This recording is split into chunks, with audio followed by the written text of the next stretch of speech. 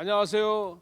블로그인 채널 우리 큐티 오늘 2월 2일이고 화요일인데요. 여러분 우리가 함께 큐티를 나눌 적에 하나님 은혜가 여러분과 저 사이에서 넘쳤으면 좋겠습니다.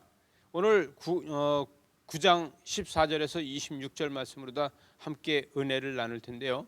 오늘 말씀에서는 요한의 제자들이 예수님한테 나와서 바리새인들과 또 요한의 제자들은 금식하는데 왜 당신네 제자들은 금식하지 않느냐, 이것을 이야기하고 있는데, 여러분 세례 요한은 시대의 구약의 마지막 선지자라고 이야기할 수 있죠. 그는 이 땅에 와서 회개하라 천국이 가까웠느니라 하고 이 복음을 전하기 위해서 길을 닦는 사람이다.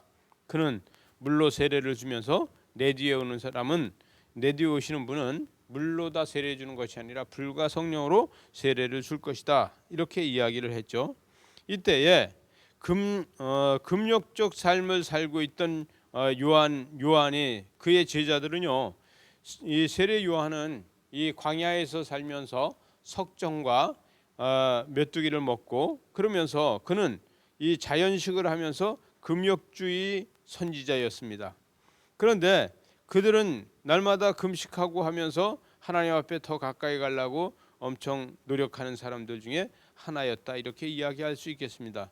그러나 예수님 보고 왜 당신의 제자들은 이 금식하지 않느냐, 그럴 때 15절에 예수께서 그들에게 이르시되 혼인집 손님들을 신랑과 함께 있는 동안에는 슬퍼할 수 있느냐, 그러나 신랑을 빼앗기고 나면 그때는 슬퍼하고 금식할 것이다, 이렇게 이야기를 합니다.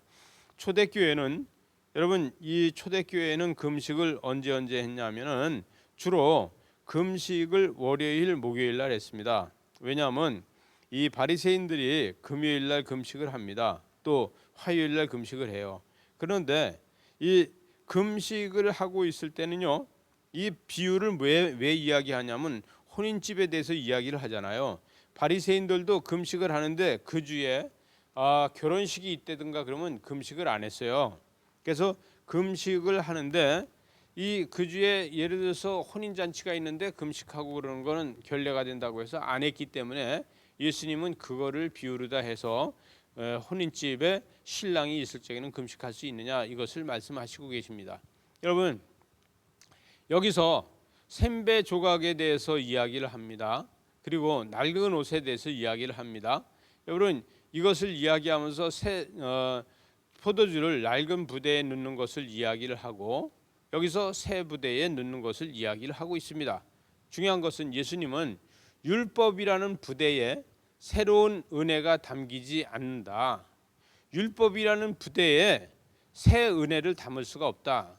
은혜는 새 부대에 담는 것이 은혜다, 이렇게 이야기를 하죠. 그래서 율법에다 담는 게 아니라 하나님의 은총이라는 부대에다가 은혜를 담아야 된다, 이렇게 이야기하고 있습니다. 누가복음 8장 42절에서 회당장 야이로의 딸을 고치는 사건이 나옵니다. 오늘 여기 18절에서 가서 보니까 예수께서 말씀을 하실 때에 한 관리가 와서 절하며 이르되 내 딸이 방금 죽었사오니 오셔서 고쳐달라는 거예요. 이게 회당장 야이로의 딸이 아닙니까? 그래서 일어나라 달리다금 해서 일어나는 사건이 있었잖아요. 그래서 19절에 보니까 일어나 따라가매 제자들도 같이 가고 있었다는 거예요. 이런데 이때 12해나 앓고 있던 혈류병 여인이 예수님의 옷자락을 만지면서 사건이 다시 여기서 멈추는 사건이 됩니다. 회당장 야이로의 딸은 죽었다고 하는데 빨리 가서 고쳐야 되는데 12해나 앓고 있는 혈류병 여인이 예수님의 옷자락을 만져서 이제 마음으로다 그게 만지기만 해도 낫겠다 싶어서 그걸 만졌다는 것이죠. 그래서 예수님께서는 그가 내 능력이 그한테 빠져나간 것을 아셨다는 것이잖아요. 그래서 누구냐, 이것을 찾고 있는 거예요. 여러분, 병을 고치기 위해서 예수님의 옷자락을 만지는 사건과 또 이 회당장이라고 하는 관리가 와서 자기 딸이 죽은 거에 대해서 이야기하는 거와 같은 믿음이 있다고 보겠죠. 그러나 이 믿음으로다가 사람이 살고 믿음으로다 자기 병이 고쳐지는 것을 보게 됩니다. 예수께서 22절에 보니까 예수께서 돌이켜 그를 보시며 이르시되 딸아 안심하라 내 믿음이 너를 구원하였다. 여러분 이게 내 믿음이 너를 구원했다 이것을 다 바꿔서 말하면 뭐래요? 어저께 우리가 큐티할 때 뭐예요? 내 죄사함을 받았다는 거하고 똑같은 말 아닙니까? 내 믿음이 너를 구원했다. 이건 다시 바꿔서 얘기하면 내가 너를 죄사했노라. 그래서 너는 구원받았다. 그 즉시 여인이 구원을 받았더라. 이렇게 해줘. 여러분 죄사함을 받았다. 내 믿음이 너를 구원했다. 그 즉시 구원을 받았다는 거예요.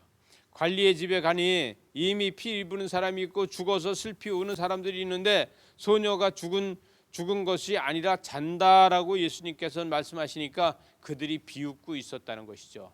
여러분 구원은 자는 것이지 이 구원은 죽은 게 아니라는 것을 이야기하는 것이죠. 죽음으로 보면 끝이 난 거고 잔다고 하면 아직 끝난 것이 아닙니다. 여러분 중요한 거는 죽은 이 관리의 아이를 일으킬 적에 그가 안 일어나면요 시체를 만져서 부정한 것이 될 것입니다. 그리고 12해나 혈류병으로 앓는 여인을 같이 만졌을 적에 그가 안 났으면은 예수님은 부정한 것을 만지게 됩니다. 그러나 12해를 앓은 사람도 만졌더니 났으니까 부정이 아니고 은혜가 된 것이고 또 이 회장장의 딸이라고 하는 이 관리의 딸도 일어나라 손을 잡아 일으키심에 그가 일어나요. 그러니까 시체를 만진 것이 아니라 자는 사람을 만진 것이 되죠. 시체를 만졌으면 부정한 것이 돼서 온종일 부정하게 되고 그의 옷을 씻어야 되고 그 앞에 하나님 앞에 제사를 지내야 되고 이렇게 했겠지만 그러나 그는 죽은 것은 아니라 잔다. 그래서 정결법의 기적을 보게 되는 겁니다. 저와 여러분이 날마다 이 정결법의 기적을 보는 저와 여러분 되시기 바랍니다. 여러분이 가는 곳곳마다 세상이 다시 살아나고 여러분이 만지는 곳마다 생명이 다시 살아나는 이런 하루가 되시기 바랍니다. 기도하시겠습니다. 하나님 아버지 그 크신 은혜를 감사합니다. 사람들은 우리를 비웃는다고 해도 우리가 가서 만지는 것들마다 다시 생명을 얻고 살아나게 하여 주시고 우리가 가는 곳곳마다 많은 무리들이 회복되고 살아나는 역사가 있도록 우리를 묵상을 더 깊은 묵상으로 인도하시고 능력으로 인도하여 주시옵소서. 예수님 이름으로 기도드리옵나이다. 아멘.